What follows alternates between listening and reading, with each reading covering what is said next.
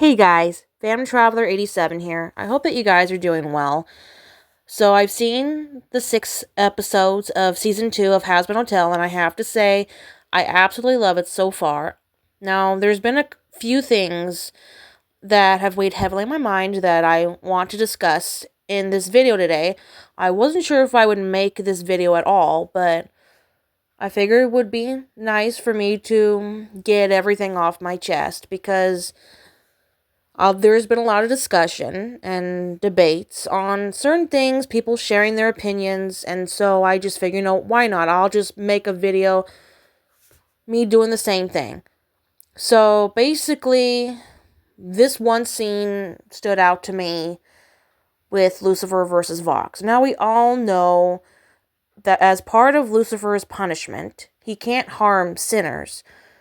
And I know while it does make sense plot-wise, I feel like it's a lose-lose situation for both Lucifer and for Heaven, because considering there will be an uprising, and,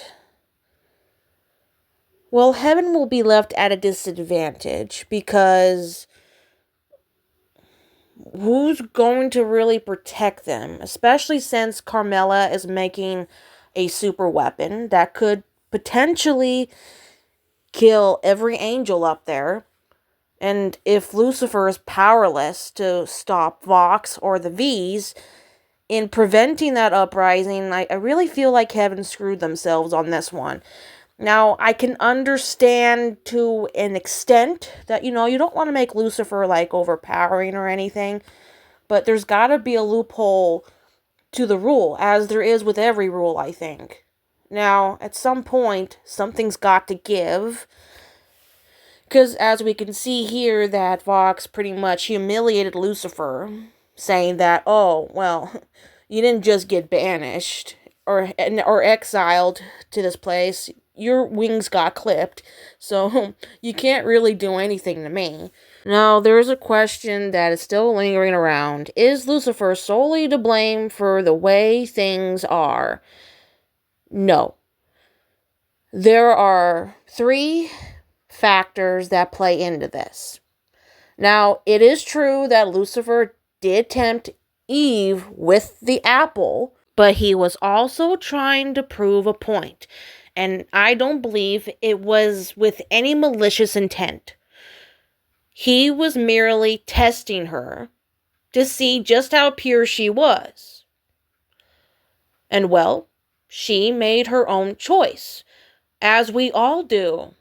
And sometimes actions come with consequences. Now, I am more on Lucifer's side than anything, because Heaven plays around with the ideology that they are absolutely perfect. And as Lute said in season 1, angels don't make mistakes.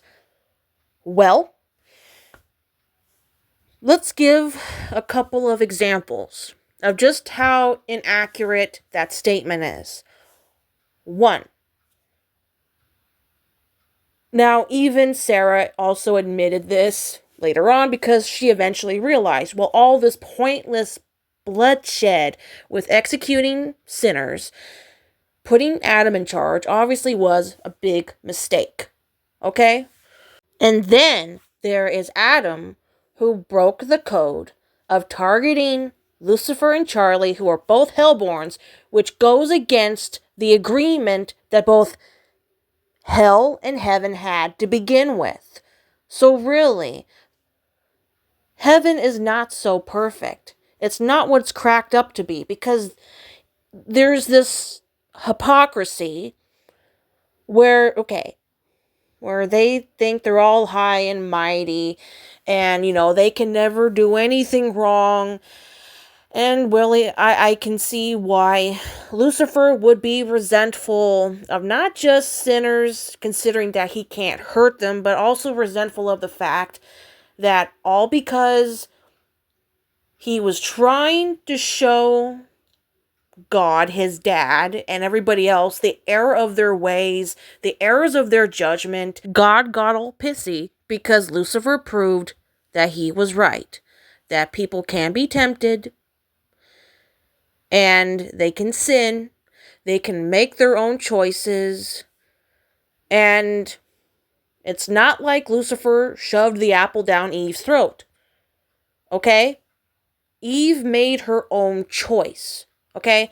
And that's what he was trying to emphasize as respectfully as he could. Now, but God couldn't handle that. And that is where not just Lucifer, but heaven also played a significant role in how things turned out the way that they did, because there is a huge lack of self-awareness in their decision making, because the system is flawed, obviously. There's this deluded, narrow-minded belief that, again, angels don't make mistakes. God doesn't make mistakes. Well, clearly, and I can't emphasize this enough, Lucifer was technically right, and I'm going to say it again.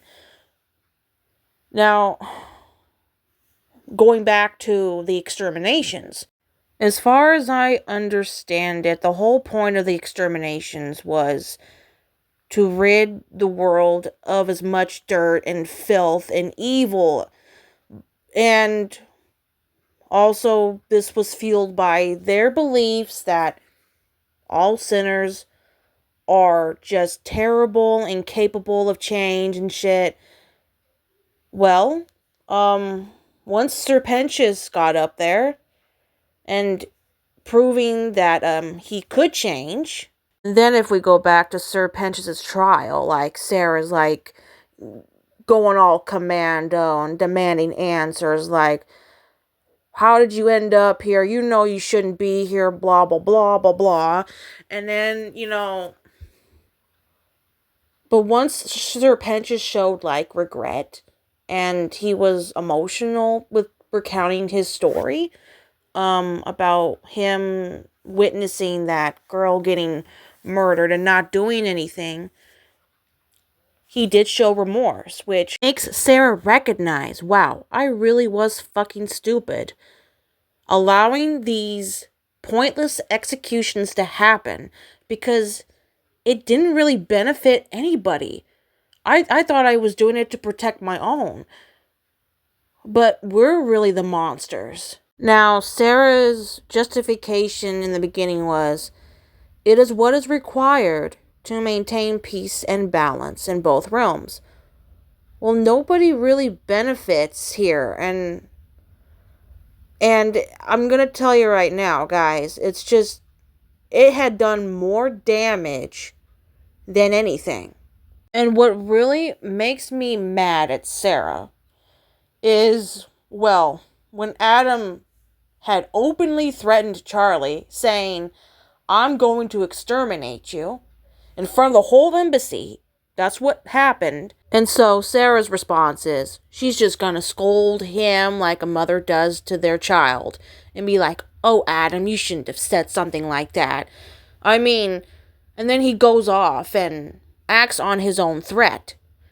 And you're wondering why Charlie and Lucifer fought back, right? You didn't expect that? You didn't really think that hell was gonna retaliate when your commander at the time decides to break the code and targeting the Hellborns.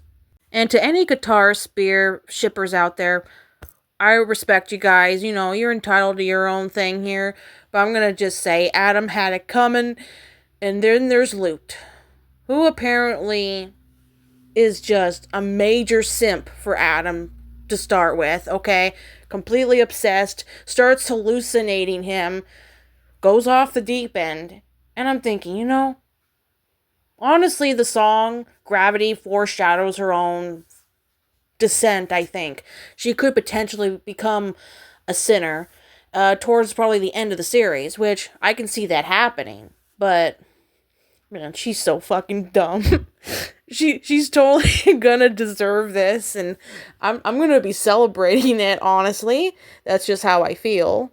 But on the other hand, I do maybe sympathize with her just a tiny bit because I know Adam meant something to her. It could be that she had romantic feelings for him, which were probably never reciprocated at all on his end because we don't know whether or not for sure if he ever felt the same way about her. But she also made a lot of bad choices, like going after Vaggie because, well, Luna's a petty bitch who can't handle losing. And, well, need I say more? And then there is her outburst at the embassy when Abel is now put in charge of being the commander and she's stuck as his lieutenant. Now, obviously, as we know thus far, Adam and Abel never had a good father son relationship. Obviously, because Adam never liked his son, thought he was weak. Luke believed the same thing, made that perfectly clear. But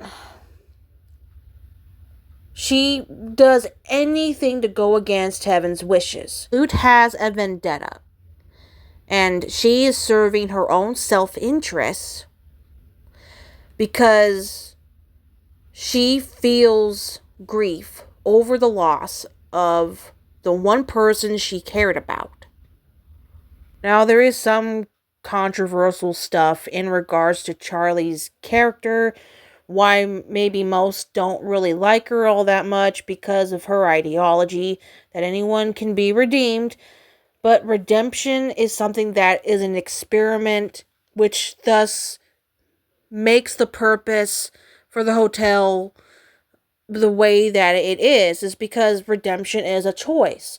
She's not really forcing it down anyone's throat. She's giving you this option that you can do a little bit better for yourself if you want to make a couple little improvements. Like, well, I'm not sure how much more I can really talk about this. I mean, honestly, she has good intentions. Now, she was hyper fixated on Vox's game with him smearing her name, calling her a dictator, and she was taking the bait a lot. But she's also somebody who can think rationally, who can come to her senses, recognize she did make a mistake, and is willing to learn from that. Especially from those around her like Vaggie, who had to help show her, you know, as your girlfriend, I have to point out where you went wrong. And we can get through this together and we can fix it. But we have to meet each other halfway. Which is why I really do like that couple a lot. I absolutely love Charlie and Vaggie together. But, the next thing is with Vox. He's a very complex character. I mean, there's probably a couple others that I can probably dive into, but Vox, to me, is probably the one I find the most fascinating. Because we did get a little bit of a flashback with him and Alistair, how they had interacted from the beginning, and that they were friends. Now there's some indication that Vox had feelings for Alistair, and Alistair may have had some attraction towards Vox because really throughout the whole dialogue, Alistair was kind of smiling and even chuckled at some of Vox's dumb jokes, honestly. So there's that. And then Vox holds this resentment and this bitterness towards the fact, he felt betrayed because Alistair had laughed in his face, had turned him down, and then now we come to the point where he's this all-powerful overlord, who is codependent on the two other V's, whereas the three of them wouldn't have what they have if it wasn't for the other. And Vox is the one who gave Valentino and Velvet the platform they need to have their own businesses stay afloat. So all three of them